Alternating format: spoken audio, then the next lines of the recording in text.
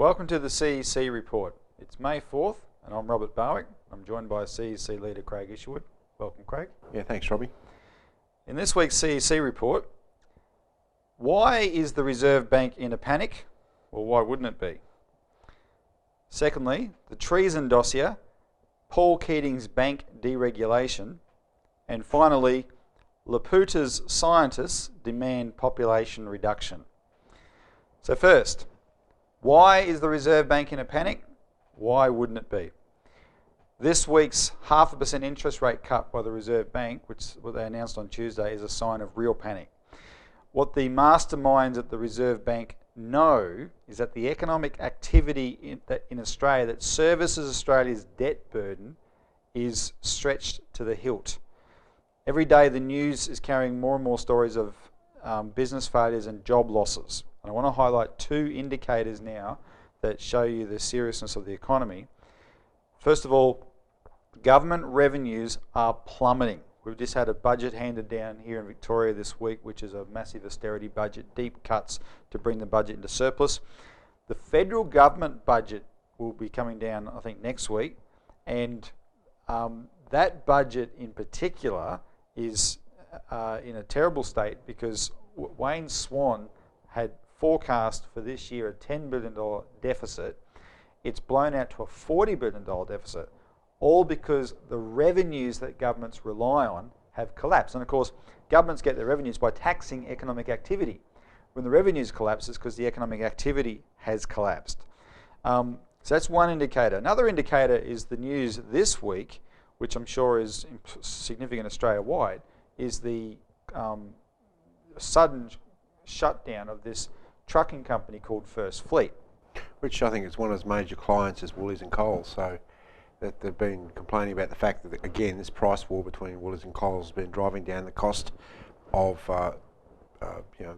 driving down the revenue from the transport of their goods to these major supermarkets. And given that there's so many thousands of these supermarkets, you can see how any sort of cuts there would really drive these truckies to the wall. And I think, Craig, there's around 1,000 truckies that are losing that have been stood down and will pretty much lose their jobs. Some of them might find other jobs, but for this company, it looks like it's gone. I've heard some questioning over the way the company was run, but irrespective of that, the bottom line is the transport industry, probably more than any other industry, reflects the general state of economic activity. It's a canary in the mine. Because all activity is based around consumption, it's got to be transported, right? And these trucking, so this might be the first one to go, but it certainly won't be the last one. So that's the thing with it. It is a canary in the mine. When the Reserve Bank sees a problem like this, its response is to cut money, and cut the interest rate. Because what cutting the interest rate does, in effect, is expand the money supply, but it only expands it adequately if the private banks play along and pass on the cut, which of course so far they haven't done and they aren't doing in full, and we're going to talk about that in the next segment probably a bit more. But Craig, what I wanted to put to you is the Reserve Bank is responding to evidence of a physical economic collapse with a monetary solution. How would what we propose, which is a public credit system, how would we address this crisis? Well, Robbie, we talk about a public credit system or a credit system. What we're actually talking about is this issue of sovereignty. And every time I hear about what the banks are doing, it always brings back about issues relating to what Ben Chifley and John Curtin were faced with during the war. Look, banks are private companies. They're only interested in their shareholders. Forget about all the PR and stuff that they spend trying to make look, we're good blokes, we're nice fellows. At the end of the day, banks are private institutions and they couldn't give a rat's about what the actual overall economy is doing. It's not their job. So what Chifley discovered, or at least when he was sitting on the Royal Commission into Banking in the 1930s, was just how parasitical the banks actually were. So he proposed that there be the Commonwealth Bank have expanded powers at that time in order to act more like a national bank. What's the difference? Well, when you have a collapse of economic activity, as we're seeing now, the last thing you want to do is see any contraction of credit. You want to be able to actually expand the credit so you expand economic activity. That goes against the interests of the private banks because they're trying to maximise their profits. And this is exactly the point that Chifley made in his dissenting report on the Banking Commission in the 1930s, is that private banks have no place in determining the role of economic activity in the economy. They work against it. And that's why you need to have a national bank. And again, it comes to the question of sovereignty. Who runs our economy? Well, it's the private banking system. Because you also need to decide, you need to be able to make judgments between different types of economic activity. Yes. You know, if you wouldn't call building a string of casinos productive economic activity, would you? So who's going? But they're profitable. Profitable as far as it's just promoting gambling and laundering of drug money and stuff like that, Robbie, because that's where most drug money is laundered through, you know, these sorts of casino type operations. But if you wanted to look, 1,000 truckers have just lost their jobs. Why? It's because we're not producing enough goods for transport at a profitable rate. We're allowing a duopoly of supermarkets in some cases to dictate the prices, not just to farmers, but also to every other part of the supply line down the road. Why? It's because deregulation in that particular sector is the cause. You're allowing, again, large corporations with private shareholdings to dictate their company policies to the interests of their own shareholders. This has got nothing to do with the general welfare of the population. It's the same with the banks. In fact, it's the same with the aircraft industry. It's the same everywhere you look, where you have the system of globalisation, of British free trade, you know, the privatisation that goes with it, and the deregulation. What you actually do is shift the burden of responsibility for developing the economy into private boardrooms of large multinational corporations. And this is where the issue of sovereignty comes back into it. Unless you have a government that says, no, we are elected for, of and by the people for the sake of promoting the general welfare, and all the policies come top down from that, then you end up becoming nothing more than satrapies and the useful tools of large multinational corporations and the international monetary, British free trade banking system. And so if we had that kind of government, which established and used the national bank, we could be issuing credit now into the very things that are collapsing, but the important parts of the economy. Stop the rotten manufacturing, etc., and get people back employed, right? And then, we could make a decision tomorrow to say, we, as the Australian government, intend to build the Australian Ring Road, $20 billion for the link between, here and Darwin. Once the political decision is made, everything else becomes mechanical. The government could then decide to issue bonds or create the credit. There's different mechanisms to do this, but the point is, immediately you make that decision to create that asset, then you're going to start spending money into the economy to stimulate economic growth. That means an expanded tax base. Increased activity means expanded tax base, means that you can actually pay the debts back, or the credits back in this particular case, and therefore we're talking about a completely different system which is outside the realm of the private banking system. Yep. We're going to be producing the next edition of our newspaper pretty soon, which is going to have a detailed explanation of this, so people can stay tuned for that. But we'll leave that discussion there now. When we return, we're going to talk about banking a bit more in our Treason Dossier, which is the story of Paul Keating's bank deregulation.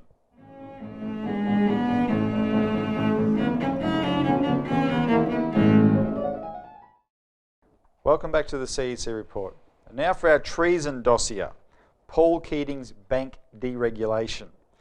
So this week we've once again seen an example of how there is effectively no authority over Australia's banks at all. And they've just announced something like a $26 billion combined profit before tax. So it's an enormous profit.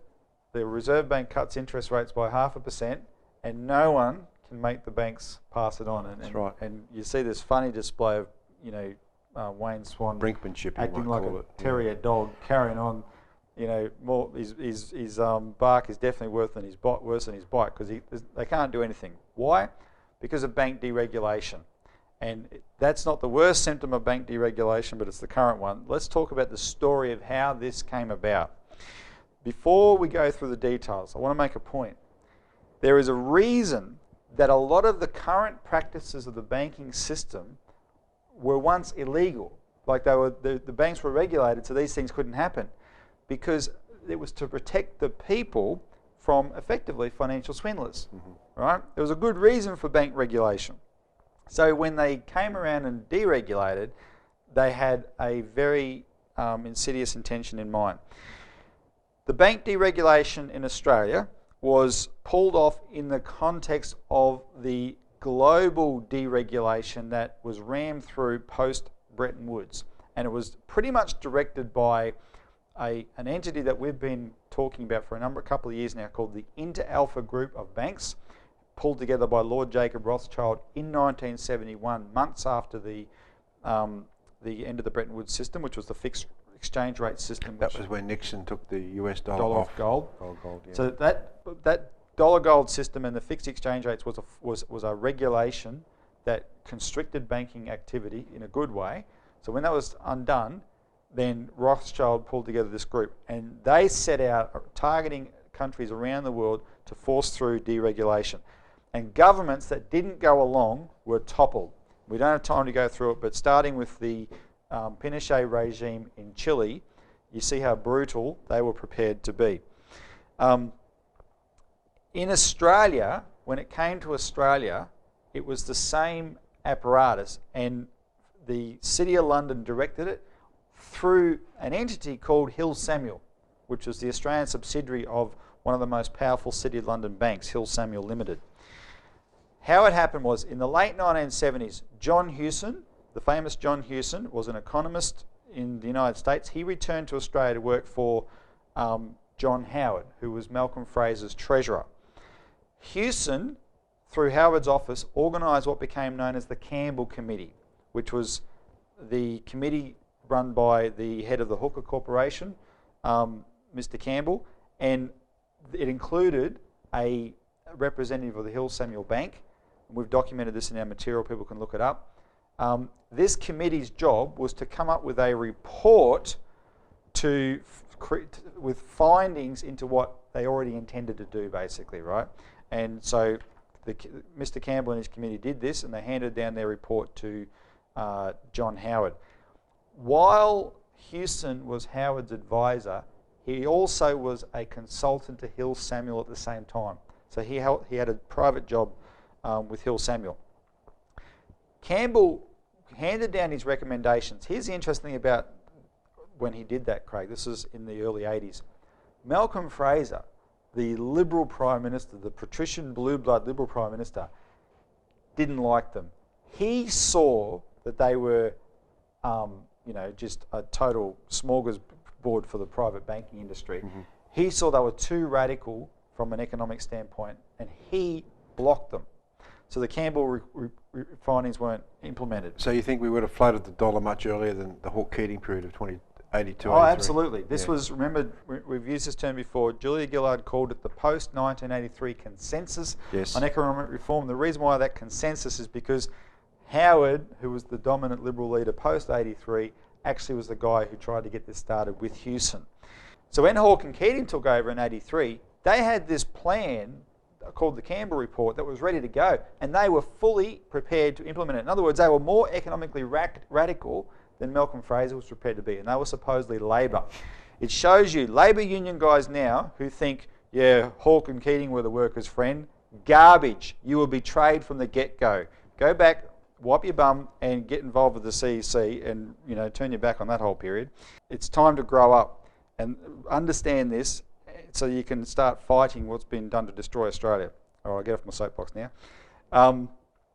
So what they did, though, Hawke and Keating had a problem. They didn't want to go with the Liberal Party report. So they set up their own phony commission called the Martin Inquiry, which came up with exactly the same findings as Campbell, and then they implemented that. And what was it? It was the float of the dollar, and bank deregulation was the guts of it, right? So in 1983, our banks were deregulated, and probably the thing that people noticed the most when it was done was that foreign banks were allowed in Australia. At that time, by then, Hewson wasn't Howard's advisor anymore because Howard wasn't the treasurer. Hewson was the executive director of Hill Samuel. Hill Samuel won the second foreign banking licence handed out under this bank deregulation, and they renamed themselves Macquarie Bank, and Hewson was their executive director.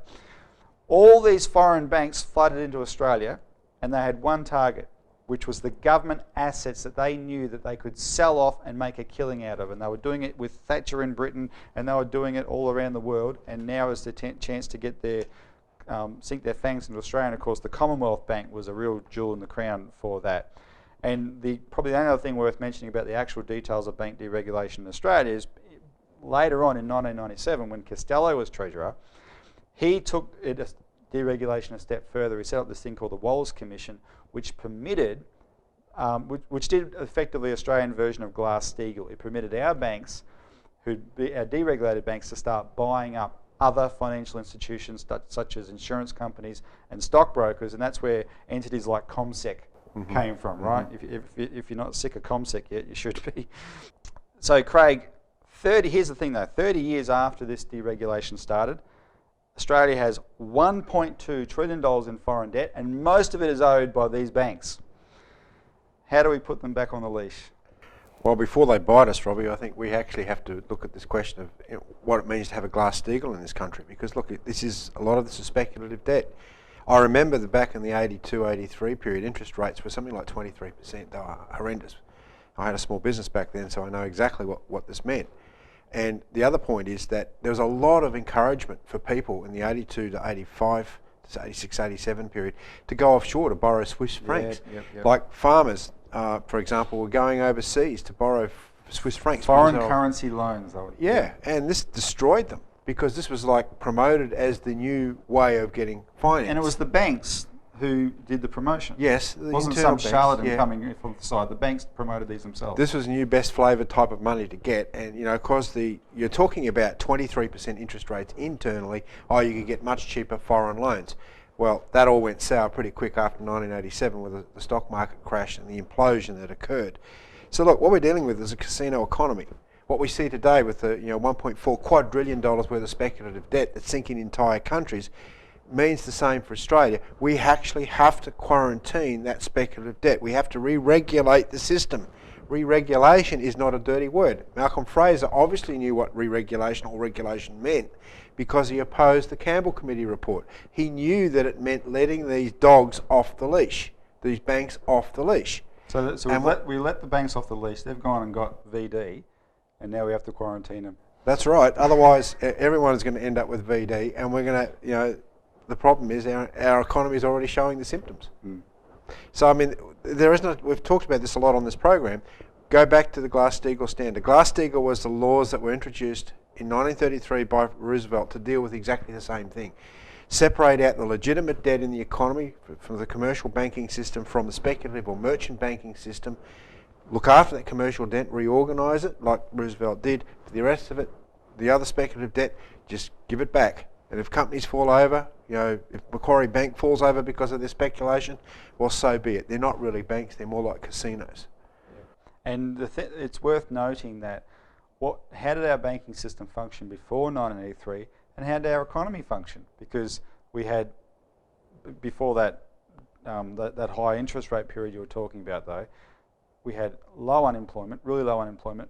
We had mostly full-time jobs instead of the part-time jobs we've got now. And we had a proper manufacturing and agricultural base to our economy. In other words, the economy functioned fine with a regulated banking system. Yeah, well, we had the highest number of people employed prior to that in manufacturing than we've ever done in our history, because we used to produce enormous numbers of different goods, which of course now under globalisation are basically being taken offshore. And we'll be saying more about that too in the New Citizen. Yeah. All right. We'll leave that there. When we come back, we're going to change this topic a little bit to how Laputa's scientists demand population reduction.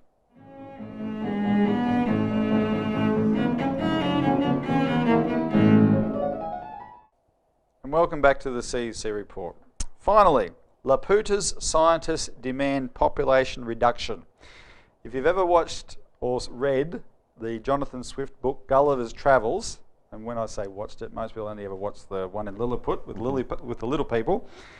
In one of Gulliver's Travels, he visits a floating island, which is literally an island that's floating in the sky, called Laputa. And that island is full of very dignified scientists, and he really plays that up. But Craig, their work is completely useless.